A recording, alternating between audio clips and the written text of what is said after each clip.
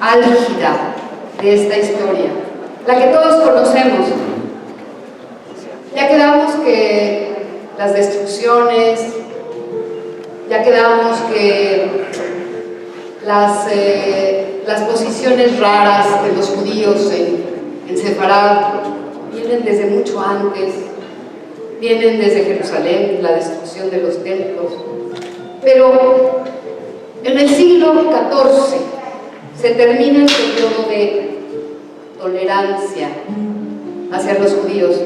Encontré a un gran pensador, historiador, que se llama Joseph Pérez, quien fue el fundador del Centro Hispanista La Maison de P. Iberix, catedrático de Civilización Española Hispanoamericana y presidente honorario de la Universidad de Burdeos, así como miembro del directorio del Centre National de Recherche Scientifique.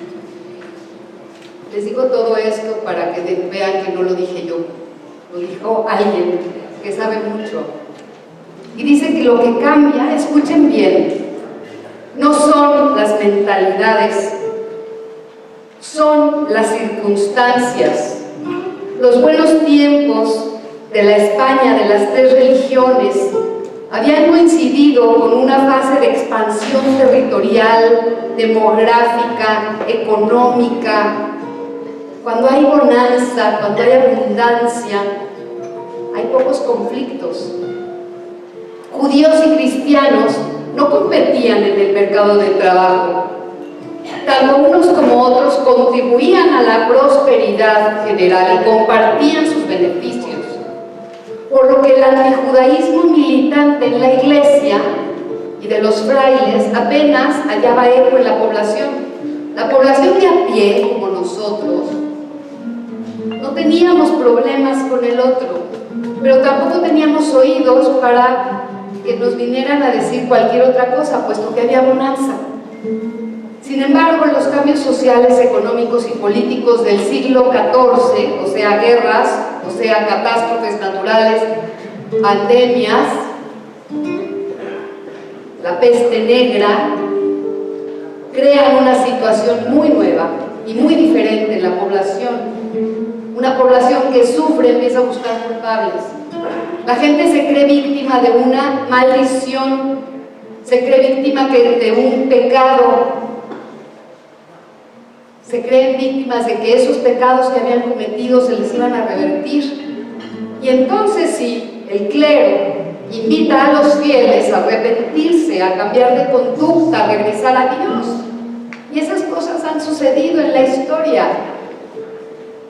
Es entonces cuando la presencia del pueblo judío o el pueblo vencida, según el clero, entre los cristianos también, se consideraba una presencia escandalosa. La gran catástrofe para los judíos, fíjense, no fue en 1492. La gran catástrofe en la península ibérica tiene lugar en 1391, cuando las juderías de Corona de Castilla y de la Corona de Aragón son masacradas. Los asaltos, los incendios, los saqueos, las matanzas se inician en junio de ese año en Sevilla, donde se aprovecha un vacío de poder que deja la muerte del arzobispo de Sevilla, y se endurecen las predicciones que este arzobispo había hecho ya desde 1378. El pueblo se convierte en más supersticioso. Acabamos de vivir una pandemia. Creímos que a lo mejor era una maldición, que teníamos que portarnos mejor. Eso ya viene sucediendo desde antes. Y mandan entonces derribar sinagogas y mandan requisar libros de oraciones. En enero de 1391 es el primer asalto a la judería, pero se logra detener por las autoridades municipales. Sin embargo, en junio de ese mismo año, de 1391, cientos de judíos son asesinados, sus casas saqueadas, las sinagogas convertidas en iglesias. Algunos judíos logran escapar y otros, desesperados, aterrorizados, piden ser bautizados. Desde Sevilla la violencia antijudía se extiende por Andalucía y luego pasa a Castilla. En agosto alcanza a la corona de Aragón. En todas partes se producen estas matanzas, asesinatos, saqueos, incendios. Los judíos que logran salvar la vida es porque huyen. Muchos se refugian en el reino de Navarra y en el reino de Portugal, que era un poco más tolerante. Sin embargo, es ahí realmente donde inicia la migración judía, la migración de los judíos fuera del territorio español, no en 1492, inicia un siglo antes. Las matanzas y la merma de la comunidad judía de Sefarad empieza un siglo antes. Tras la matanza de 1391, se recrudecen las medidas antijudías en Castilla. Se ordena, por ejemplo, en 1412 que los judíos, escuchen esto. ¿Me puedes prender un poco más al público, Jonah, por favor? Escuchen esto, porque me pareció interesantísimo. En 1412 obligan a que los judíos se dejen crecer la barba para poderlos reconocer, y ordenan que lleven cosido a su ropa un distintivo rojo para poder ser reconocidos. O sea que los nazis no fueron para nada originales. Esto venía definitivamente de 1391 en Sefarad. En la corona de Aragón se declara ilícita la posesión del Talmud y se limita a una el número de sinagogas por aljama, es decir, por pueblito.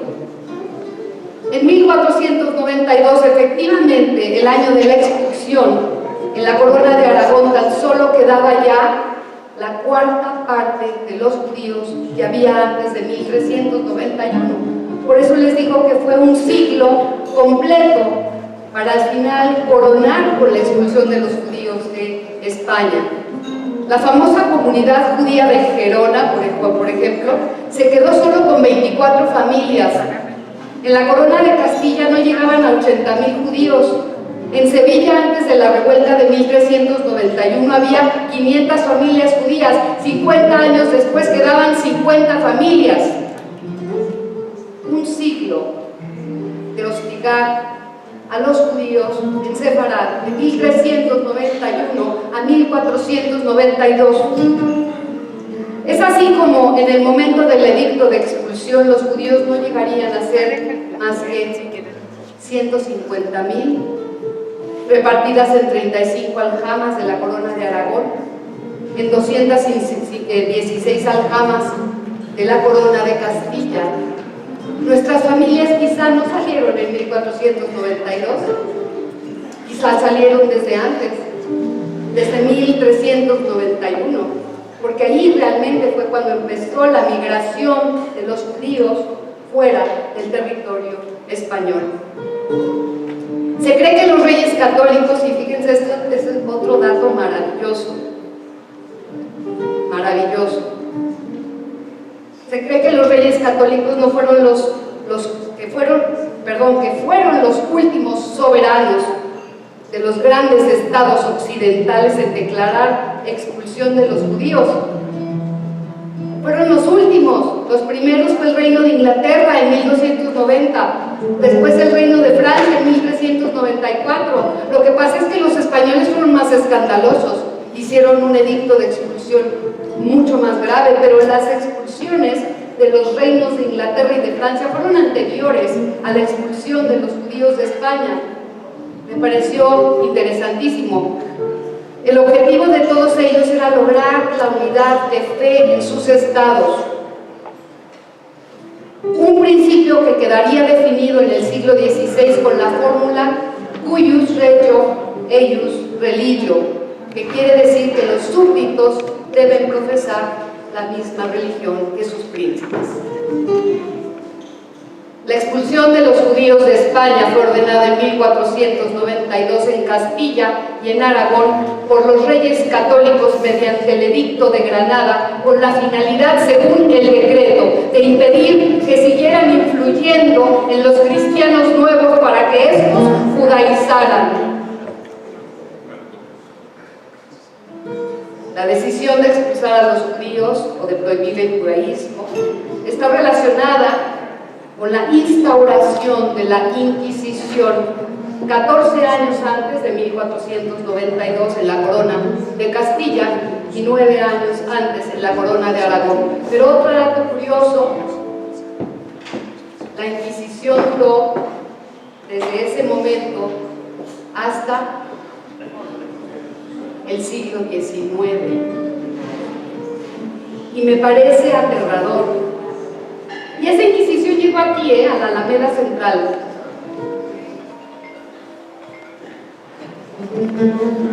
La decisión de expulsar. Los judíos también fueron expulsados del reino de Navarra.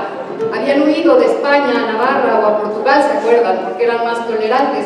Pero las cuestiones políticas es que se casaba un reino con el otro y la única condición para poder juntar sus reinos es que expulsaran a los judíos.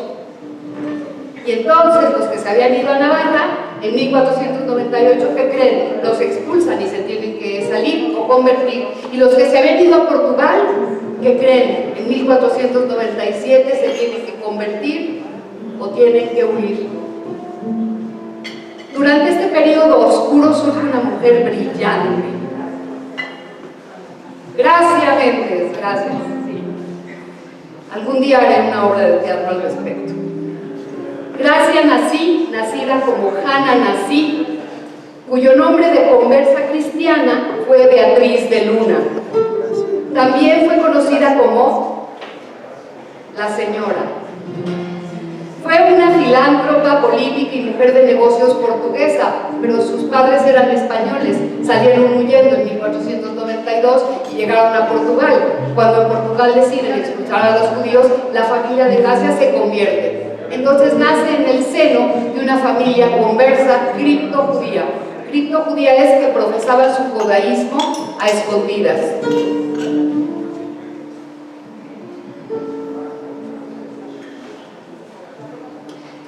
Gracia Nací nace en 1510 en Lisboa, Portugal, y muere en 1569 en Constantinopla, hoy Estambul, Turquía. Y es ahí donde las campanitas empiezan a querer hablarnos al oído. Nace en el seno de una familia judeo-conversa, como ya dijimos, aragonesa. Fue pionera. Escuchen esto, porque se oye fácil hoy que una mujer tenga puestos importantes, pero estamos hablando definitivamente del siglo XVI. Entonces eso la hace más fuerte la presencia de esta mujer. Fue pionera en crear una red de escape que salvó a cientos de conversos judíos huyendo de la Inquisición. Y ahora les vamos a explicar cómo hacía para sacarlos. Durante el reinado de Isabel de Castilla y de Fernando II de Aragón, la familia de Gracia huye a Portugal y terminan huye a Portugal y terminan viviendo ahí como judíos conversos. Ya se los había dicho, pero está repetido en mi guión. En 1497 se ven forzados a convertirse. Pero Gracia, fíjense ustedes, los judíos que salían de España, ¿cuándo les pensaban decir a sus hijos que eran judíos?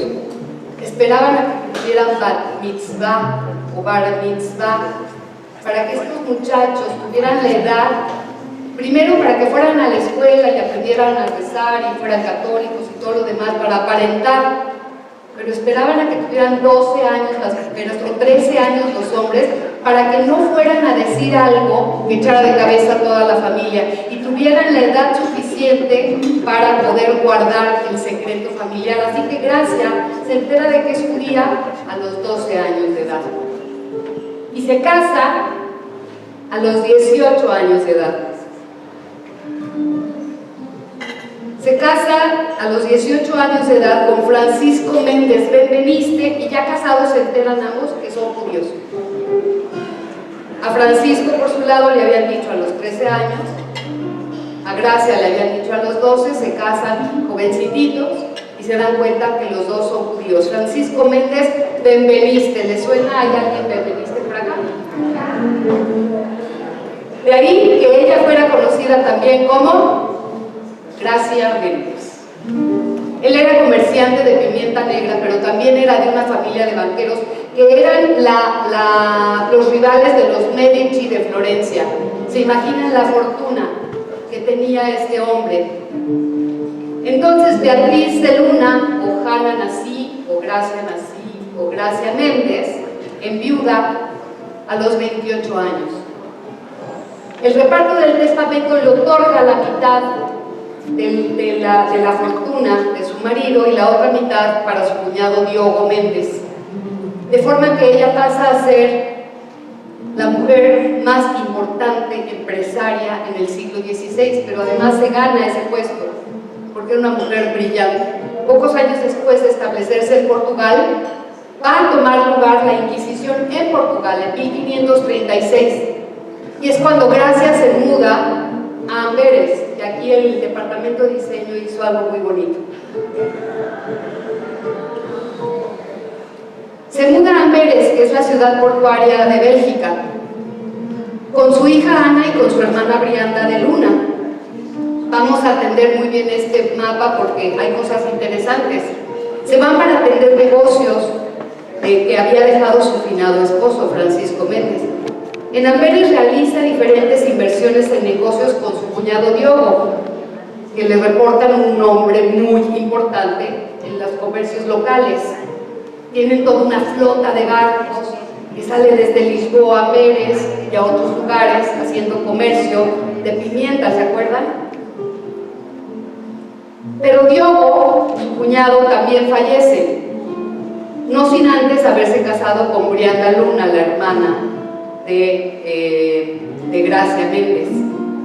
Y entonces Brianda y Gracia, las dos hermanas, se quedan con la fortuna completa de la familia Méndez. Fallece en 1543, legando a ambas la gestión y el control del imperio comercial de la familia Méndez, hecho que la sitúa a Gracia como una importante empresaria. Partes de los negocios consistieron, fíjense ustedes, aparte de la pimienta y todas estas cosas, en el préstamo de dinero a los monarcas y a toda la curia europea, sobre quienes mantiene, gracias a esos préstamos, cierta influencia, logrando la protección de todos los otros conversos a los cuales ella salvaba la vida. Desarrolló y financió una ciudad red de escape. Vamos a ver ahorita cómo hacía para sacar a los judíos, porque a lo mejor en alguno de esos barcos iban nuestros parientes, no lo sé. No sé si salieron en 1391 o en un barco de Gracia, o por las órdenes de Bayezid II. Saben ustedes que era el sultán del Imperio Otomano entonces, y cuando los reyes de España deciden expulsar a los judíos, Bayezid II le dice a los reyes de España que se están deshaciendo del tesoro más importante que tenían, que eran los judíos, y que los iba a recibir. Y Bayezid II también manda barcos a recoger judíos, pero Gracia lo hace de forma constante para llevarlos a Constantinopla, a Grecia, a Francia, de donde todas nuestras familias provienen.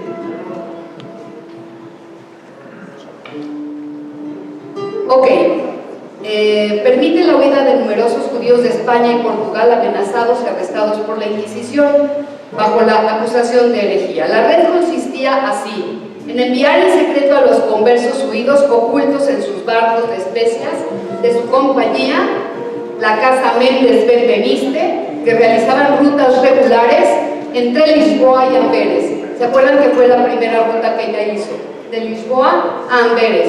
Una vez en Amberes, estos realizaban una ruta financiada por la propia Beatriz de Luna, que los llevaba por los Alpes hasta Venecia. Desde la ciudad italiana eran transportados en otro barco hasta Grecia y al este de Turquía, que estaba entonces bajo el dominio del Imperio Otomano. Y así, como era una ruta comercial, cada que salía el barquito de Portugal, ¿qué creen? Traía pimienta y judíos. Y los llevaba sobre esta ruta que les platiqué hasta llegar a Turquía, a Grecia, a Francia. Hubo quien se quedó en diferentes lugares.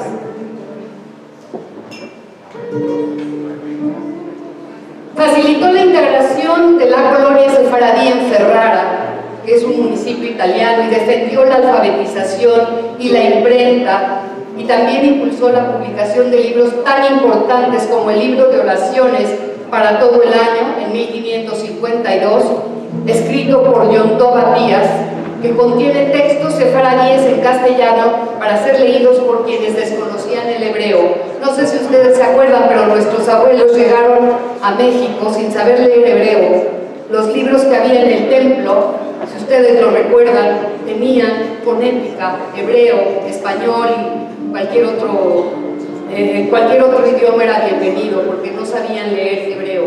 Fue hasta estas generaciones siguientes que aprendimos en la escuela hebreo y entonces podemos leer en hebreo. También ella va a ayudar a publicar la famosísima Biblia de Ferrara en 1553 y la Consolación para las Tribulaciones de Israel, escrito por Samuel Husker en 1553. En todos estos libros hay una dedicatoria extensísima para Gracia Nací, Gracia Méndez, Hanna Nací o Beatriz de Luna. Gracia se traslada con su hija Ana a Constantinopla. Finalmente hace el mismo recorrido que hicieron todos en sus barcos y se va a establecer, ¿en dónde creen? En el barrio de Galata. Es decir, vivía junto a nuestros parientes, en el barrio de Galata, en Turquía. Mantiene ya entonces, en Turquía, un estilo de vida judío, abierto, sin tener que hacer sus ritos ni su judaísmo por debajo de la mesa.